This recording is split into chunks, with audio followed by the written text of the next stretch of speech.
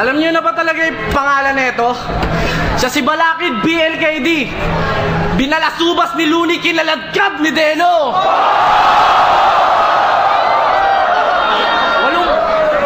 Walong buwan kang walang laban, ngayon bumalik ka na.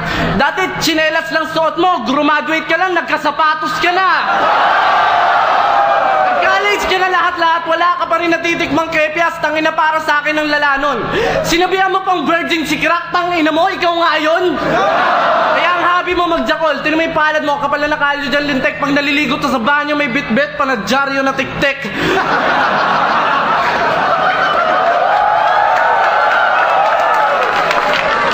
42 times a day ka pa magjakol, puta, masamahin sa health. Taba nagjajakol ng sound trip niya all by myself.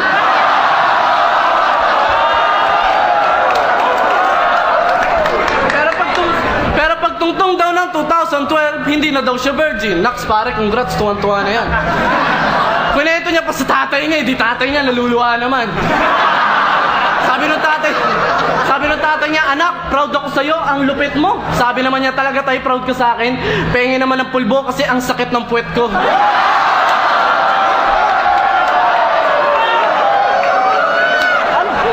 Ano sa tingin mo, magpapatawa lang ako rito? Tangina, ipaparanas ko sa'yo, ibig sabihin na cruelty. Rap skills mo hindi pa nakakalapas ng puberty. Ikaw CD, ako USB, ikaw boxing, ako UFC. Tandaan mo, pangakapela ka lang, amateur ka, wala ka sinabi sa true MC. Bibilib lang ako sa'yo pag sumali ka na MC Challenge at mag-champion ka, so malabo na biglaan ka doon na sasabak. Tangina, sa grab bag pa lang, laglag ka na kagad. Hindi mo kasi kaya mag-on the spot, parehas lang kayo nagkamandag na alayo ng mga sinasabi. Para wala ka na masabi, ang gusto ko na masabi, matuloy ka kay Deadpool na mawalan ka na ng labi. Kung freestyle battle to na may beat, knockout ka na pare, madalas ka namin nayain na abra sa cypher, pero nagba-backout ka palagi. Wala kang kwenta, katulad ng pinaglalaban mo sa welga, puro ka lamang ingay. Ang gusto mo malalim, pero di ka naman sanay mag-freestyle. Kaya paano naging matibay ang salot na yan? Paano ba yan? Madali ka nalusutan, hindi ka Great Wall Balakid. Bakod ka lang. Ang lakas na loob mo labanan si Looney. Talo naman nung nag-choke yung hayop na yan, nangulangot na lang.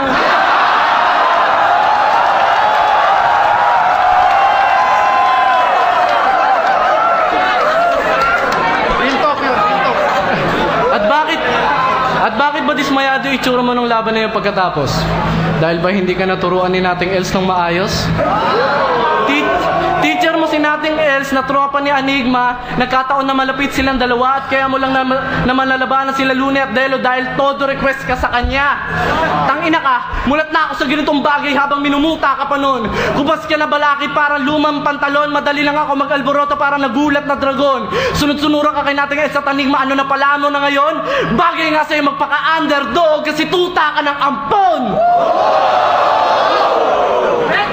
Magaling ka daw sa klase. Magaling ka daw sa klase. Sabi ng mga bobo mong kaklase.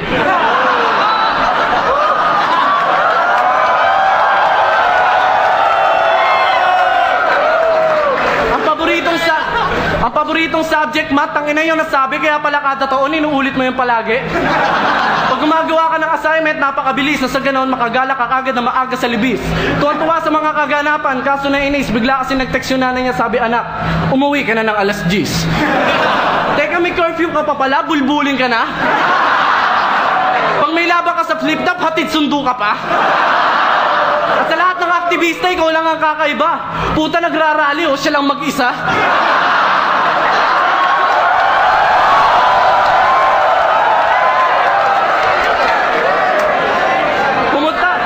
Pumunta sa may Ayala, doon sa tapat ng Jollibee Umentry.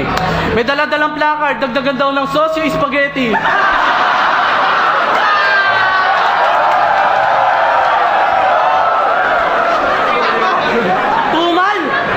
Pati pagkain nare-reklamo. Pag-uwi ng bahay, nag-submit man ng complaint letter sa Senado. Ang sabi niya, libreng soft drinks para sa masa, parang awa nyo na. Ibaba yung presyo ng 39ers, ang kapal ng mukha.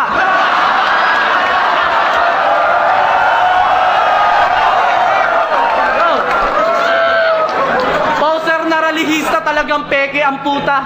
Paborito niya daw bayani, General Luna. Kala niya katipunan yung Sentinel pag naglalaro siya ng Dota. Si Shay may Maria Clara, ikaw may Tandang Sora. At kahit hindi na ako magpatawa baklakit, panis ka pa rin sa palalimang pagalingan ng letra. Pukin ang ina ka, puro ka lang wento, wala rin naman wenta. Puro ka akapela, subukan mo naman may beat at may mga bagay na topic sa lamesa. Natuto ka lang mag-rap sa eskwela, sa kalye pala marami na ako napagdaanan na gera. Ang mga salita ko nagsilbi patalim na lanseta. Nananagasa parang bus na ginawang pangkarera. Hindi bababa ang takbo sa tersera. Pag tinodo mas mabilis pa kay Sonic sa Sega.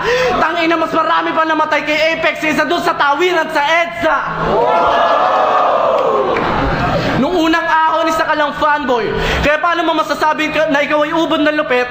Ayaw mo sa mga komedyante pero nakikitawa ka rin pag may laban na makulit.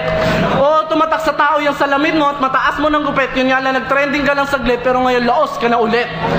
Kaya huwag mo ako yayabangan na meron ka na narating, wala kang datay, huwag ka nang bumatel, mag-judge ka na lang, doon ka lang magaling. Maalala ko nga pala dahil kay Smugglers, nalaman ko na palpak ka. Di ba taga-naay kay, di matapang ka, mahilig sa away yung palalampa. Ikaw si Balakid pero ngayon ba kay kahiya niya na ang sariling pangalan niya. Kitang-kita sa video na hindi man lang naharangan ng Balakid si Smugglers nung nalaglag siya.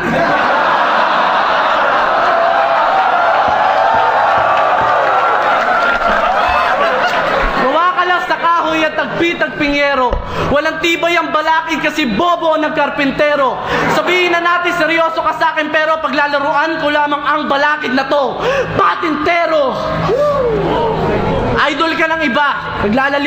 Naglalalim-laliman ka pa, gago para kang tanga. Isip batang hinahangaan yung Balakid, magaling lang sa harangan daga. Nililin lang mo lang ang mga tao para kang long hair na bayot. Wala kang killer instinct, wala ba dyan kahit konting panakot? Sa Apex ako, si Balakid ka lang kaya hindi mo ako maaabot kahit magdoble sa kayod. Isa ka mababang uri ng nilalang, Balakid madali ka lalampasan. Over the bakod!